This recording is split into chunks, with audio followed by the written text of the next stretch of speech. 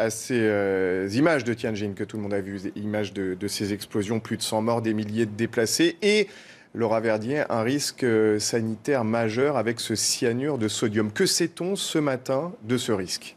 Alors, la nouveauté, c'est que l'administration et les pouvoirs publics chinois ont validé et ont officialisé la présence de cyanure de sodium.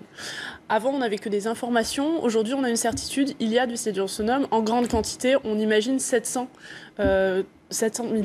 tonnes de ce produit-là. Quels sont les risques avec ce cyanure de sodium ? Ils peuvent être mortels, en l'occurrence. Oui, alors il y a des risques avec le produit lui-même, mais il y a un risque majeur lié à l'incendie, qui est que quand on éteint un incendie avec de l'eau, la réaction entre l'eau et le cyanure de sodium donne du cyanure d'hydrogène, qui est encore plus dangereux et encore plus toxique. Ce qui est important à comprendre, et notamment pour faire la comparaison avec la France, c'est qu'on a l'impression que les autorités chinoises étaient totalement incapables de réagir à cette catastrophe. Il y a eu un enchaînement d'erreurs. Oui, en France aujourd'hui, on a une réglementation, et en Europe, qui s'appelle la réglementation Seveso, qui encadre les sites techniques où il peut y avoir des risques majeurs.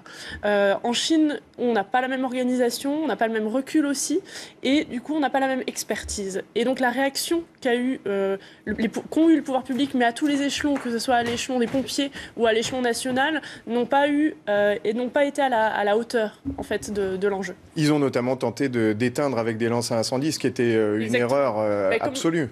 Comme je vous le disais justement tout à l'heure, la réaction de l'eau avec ce fameux cyanure de sodium donne une substance qui est plus dangereuse.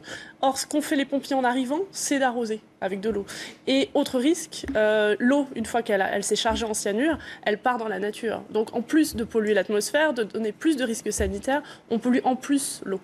Alors, on a vu le Premier ministre qui allait sur place sans masque pour bien montrer que le risque était mineur.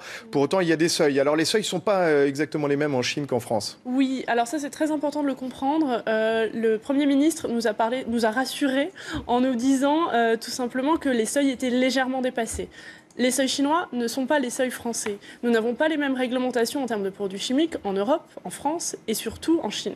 Et donc, qu'on puisse dépasser des seuils chinois, ce n'est absolument pas rassurant par rapport aux seuils français. Qu'est-ce qu'on peut faire aujourd'hui, et notamment pour ces milliers de déplacés de Tianjin ? On sait que c'est une immense mégalopole, un immense port. Qu'est-ce que peut faire la France ou d'autres pays ? Alors aujourd'hui, on est quand même à 4 jours de combustion.